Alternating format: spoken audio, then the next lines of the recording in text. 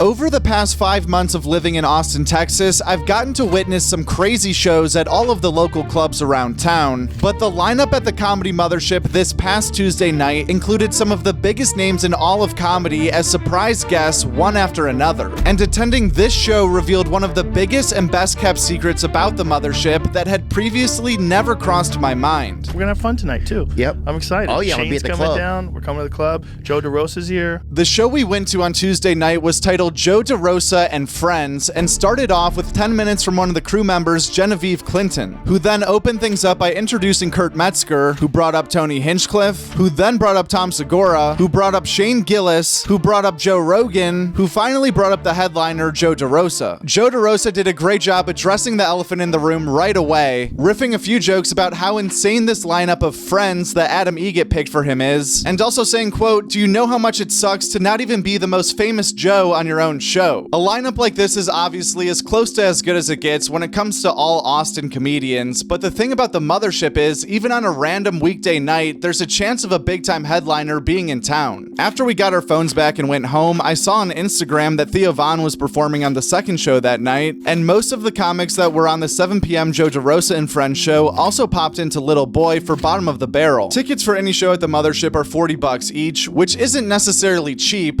but certainly seems fair compared to what it would cost to see each of these guys individually, which is why the epiphany that I had, which might sound obvious now actually looking back, and selfishly might be dumb for me to even say right now because it's already hard enough to get tickets, is that by far the best time to attend a Comedy Mothership show is Tuesday nights. Not only are there fun gimmick shows like Bottom of the Barrel going on, but almost all the local heavy hitters like Shane Gillis and Tom Segura are in town and not on tour. It's also the sweet spot to catch any comics who might be taking off Monday night after a long stint on the road, or taking off Wednesday and Thursday night preparing for a long weekend trip. The weekends are typically easier for people to plan around a normal schedule, and don't get me wrong, the Mothership still has great shows on most weekends, but if you live near a major comedy market, consider trying the Tuesday technique soon. Another cool part of the Joe Derosa and Friends show was Shane Gillis opening his set by telling a story from earlier that day about when he thought he was alone in Joe Rogan's sauna and Theo Von suddenly showed up and compared his body to a gas station egg. In that moment, as an audience member, I remember wondering to myself if he meant earlier that day the way comedians usually mean it on stage, meaning this story could have happened any time, or if it was actually a joke about something that happened to him hours before, which would make it a lot funnier. Then the next day, Theo Von appeared on the Joe Rogan Experience and said this. I can't believe we saw Shane too.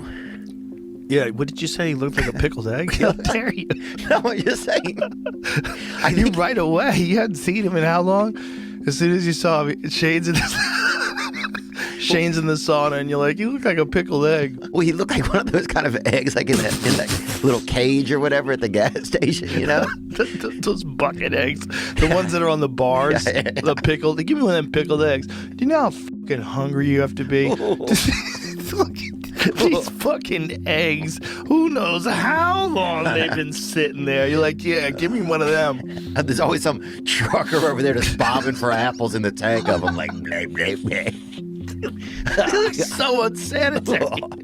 Bro, in the fart that rips out of your body off How of that are you thing. gonna ban Chick-fil-A, but you're not gonna ban that? I know.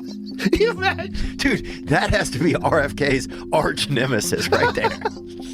Imagine if you were living off those eggs, the farts you would have. If that's your only food source. Like, let's imagine. This was actually the second time randomly going to a Tuesday Mothership show with a stacked surprise lineup, as a few months ago on a Tuesday night, I was able to witness the filming of Tony Hinchcliffe's 35-minute set about Puerto Rico that was uploaded to X, and his openers that night were Ari Maddie, Joe Rogan, and Tom Segura. How about one more time for Joe Rogan, Tom Segura, and Ari Maddie. Those are my friends. I'm sure the Tuesday night thing applies to most major comedy scenes. It's not just Austin or just the Mothership. It makes sense that Tuesday would be the day most touring level comedians are home and looking for spots in other cities too, like LA or New York. What's New York's take on Austin? Oh, it's a punchline, for sure. I like Austin. The Mothership's great, and You have to say that. yeah, really. Shane's down there. I like Brian Simpson. I like, I like all the guys, but The extreme move out there was ridiculous. I would never move there. It's 100 people moving there. there to try to get one of 8 spots available at Mothership. You know, I kind of feel the same way Nashville has what it's become to musicians, where like you'll just have musicians of all walks of life, from arena acts to, you know, bar show musicians just walking in and out of Nashville. That's what comedy's become in Austin. It's, you know, I'm a New York guy, so I don't want to leave New York, but you have to come through Austin now, and you have to be ingratiated to the Austin comedy scene if you want any chance of advancing in it. What's the biggest difference between, like you said, there's comedians crawling the streets here, and then New York is like the original stand-up like location of the world. What's the difference between the scenes in these cities, besides like the big dogs like yourself or the Tom Segura's, like the open mic scene, I guess?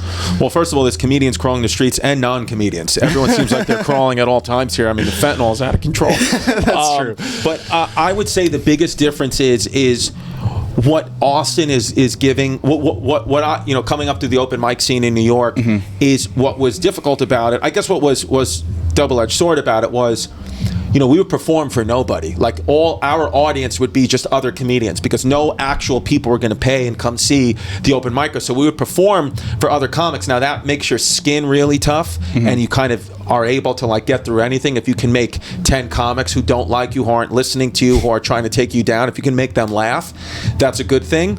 Sometimes, because what you do find out a lot of times when you crush at an open mic for other comics and then you bring that to an audience of just regular non-comics, a lot of times the jokes are so dark that they make like sick comedians laugh, but then the average person is like, I'm calling the police.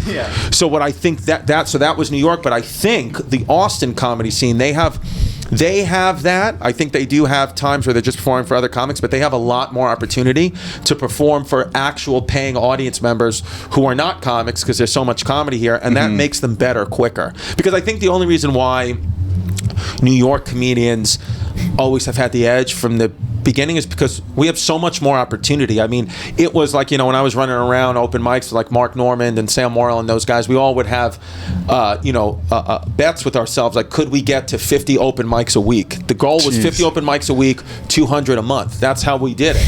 And other cities, there's just not that opportunity. There's not that many open mics, but in Austin there is. So in Austin now you have that opportunity to hit those reps. It's like Malcolm Gladwell says, you know, 10,000 hours, 10 years or 10,000 hours. How quick are you going to get your 10,000 hours?